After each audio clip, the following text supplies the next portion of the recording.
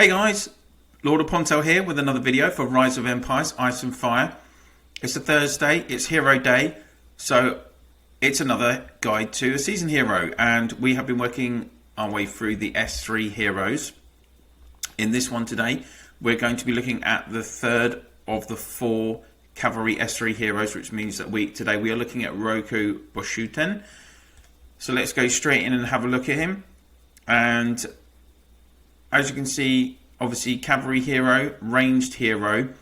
I think in this instance the game devs have got this right, that the hero excels at ranged combat, suitable for leading mid or back row squads. I would agree with that. And let's have a look at what skills he's got. So first off, you can see that I don't have him in my account, in my main. I never picked him up, annoyingly, because I have Warlord and Living Saint, two other S3 heroes who he does work with really well, or reasonably well, but we'll get onto that in a second. Let's have a look at his skills. Of course, skill 1 is the usual Dictator skill, 23,100 marching capacity. Second skill, Go You. It is a combat skill, effective range 4. So if you put him on the middle row, it will be able to reach all 3 of your opponent's rows in their formation. And this will target 2 random enemy squads. You'll have, let's have a look. Yeah, 40% chance that no matter what level this skill is, you've only got a 40% chance of it activating. And it's going to deal between 161 and 255% damage to 2 random enemy squads within range. And then this is an interesting debuff effect that it has, making their might and resistance between -10% and -55%, lasting 2 turns. So this is a nice skill, a nice kind of dual effect skill. It's got the actual damage to the squads, and then it's debuffing them, reducing their might and resistance for 2 turns. Of course, skills 3 and 4 are the defensive formation, up to plus 50% resistance for the troops in your squad that Roku is leading, and for skill 4, the offensive side, so giving between 5% and up to 50% extra might for the troops in your hero squad that he's leading. Now, skill 5, this is a bit of a mouthful in several ways. So it's Gokuraku Jodo, right? Gokuraku Jodo. I'm going to go with that one. If I've got any Japanese subscribers, feel free to message me with the correct pronunciation of that one. It's a status skill, so it should impact the squad that he is leading. All right, that's what status skills usually do. Interestingly, it has an effective range of 1.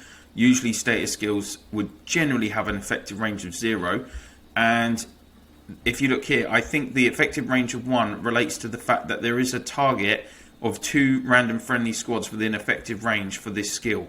Now this is a very wordy skill, as you can see, compared to some of the skills we've seen before. So let's try and work our way through it. So during battle, whenever casting a skill that requires prepping, you'll have between 55% at level 1 and 100% at level 10 chance to enter the state of clarity, which is make you immune to silence, disarm, suppression, and confusion. So whenever your legion is casting a skill that requires prepping, so that's only skill 8, you'll have then, unless it's maxed, 100% chance, less than 100% chance, but if it's maxed, 100% chance to enter the state of clarity. So that will give you, that's effectively protecting you from the following debuffs, and that will last for 2 turns. And then the second part of this skill, so after casting a combat skill, 100% chance to increase the might and resistance by between 10% and 100% to 2 random friendly squads, lasting 2 turns. So I assumed that would mean either your own squad or one of the other squads. Now, if you put Roku in your middle row, then this skill would reach both your front and back rows. But if you had him on your front row or the back row, then it would definitely mean that this skill would impact on your own legion, and then basically the middle legion, not the furthest legion away, if that makes sense. But let's just kind of think about this a little bit more. This is saying after casting a combat skill. So Roku has 2 combat skills, skills 2 and skill 8. And I'm going to just quickly finish looking at his skills and then talk about why I think he's not a great hero. So skill 6 is the awakened skill as usual, 250% increased leadership skills, so you can maximise your troop count in your squad. And he has 3 elements to the awakened skill as well. He'll give you 15% increased cavalry might and resistance, 15% increased cavalry damage. That's a common combination, isn't it, that we've seen before. So it's buffing several different elements for the troops in your squad. Skill 7, again, commonly seen, discipline, cavalries. It's the might buff between 13% and 40% for all of the troops in the Heroes Legion, all 3 squads in your Legion. And then skill 8, Takeji Zaiten. Again, it's a combat skill, and as you can see, effective range 5. And this will target all 3 enemy squads, which is, when you read that, you think, oh, nice, back row. He could go back row, and he would target all 3 of the enemy squads. Let's look at the description, though. It does require 1 turn of prep, 40% chance. And that's for all levels. So 40% chance of this skill activating to deal 140.5% up to 196.5% damage to all enemy squads within range. Okay, yes, it does have this nice secondary effect as well. It will silence them, making them unable to use combat skills lasting 1 turn. As I've said before, you know, having these chance skills, how often are they going to activate in a battle? Well, let's have a think about this. This second skill, 40% chance. 8th skill, prep, 40% chance. This 5th skill, as I understand it, this activates, right, whenever casting a skill that requires prepping. So that's only if you cast your 8th skill. And then the combat skill would be effective if you cast either your 2nd or your 8th skill. This would activate, okay? In my experience, Roku does not activate many skills in a battle. And what if you have an opponent who has a hero that can actually cancel out skills that require prepping? That would knock out your 8th skill. That knocks out half of the ability of the 5th skill. He doesn't offer a lot else, in my opinion. Now, the best combination for him, just to confirm, is that he would commonly go in the combination of Warlord on the front row, Roku middle row, Living Saint back row. That is generally the second. That is, having said what I've just said, that is the second strongest cavalry combination up to Eden. So as I've said before, the strongest would be Beast Queen, Rosenblade, Immortal. That's the strongest cavalry combination. And then Warlord, Roku, Living Saint is the second strongest at that stage of the game. So if any of you are big spenders, you're in Season 3, then yeah, you would want to get him and use that combination. And lots of players still have this combination as their 3rd cavalry option going into when they reach Eden and they've unlocked several of the SX heroes. But now, one of the suggestions that I had on the channel was that could I show you a bit of like actual impact of a hero's skills in a video? So that's what we're going to do right now. I actually, as it's a Thursday, I was in Heroes Duel, and I did come up against a player in my state who does have that combination. And I saved the battle report if I can actually go to it.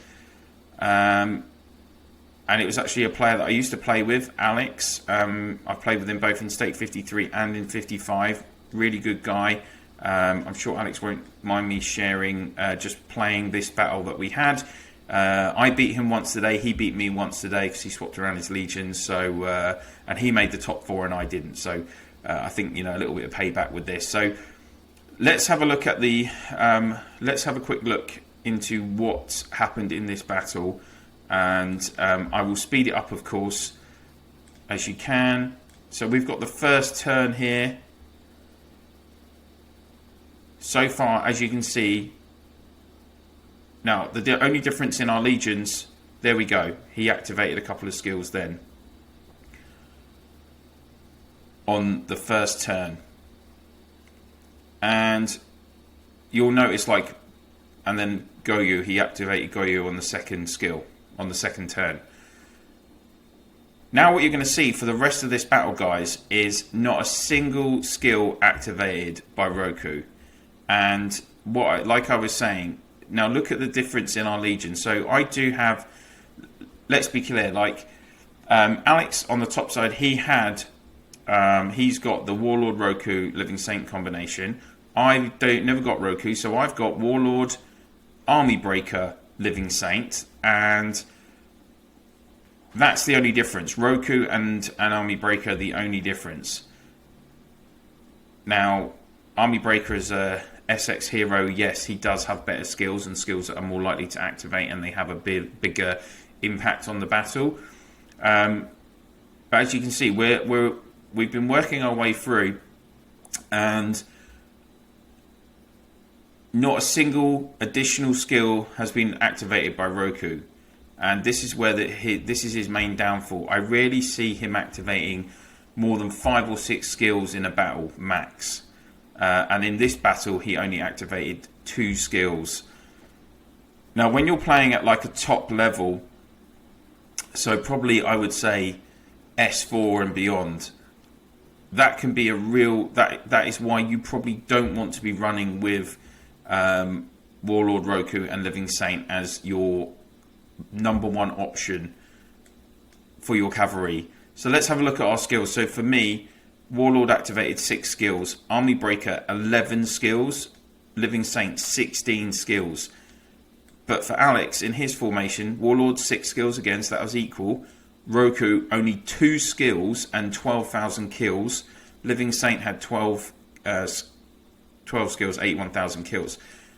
So even though Army Breaker didn't get any kills, his effects are still making it, improving the performance of a formation. So it's not always down to skills, like down to kills, particularly for the front and middle row heroes. If they can buff your killer heroes so that they kill more, or if they have healing attributes like we've talked about before, that actually has a positive impact in the battle as well. So that is why I would say to you guys that Roku is not a hero that you're desperately going to need to progress into the latter stages of the game, particularly if you're not a big spender. You know, I don't have this guy. I'm not a big spender, as you know, and I'm not really feeling the pain out of it. It's never okay. I mean, I don't actually have either of the 2 premium combinations of cavalry heroes up to Eden. I never got, because I didn't get Beast Queen, I didn't get Immortal, I didn't get Roku, so I had to make the best of what I had.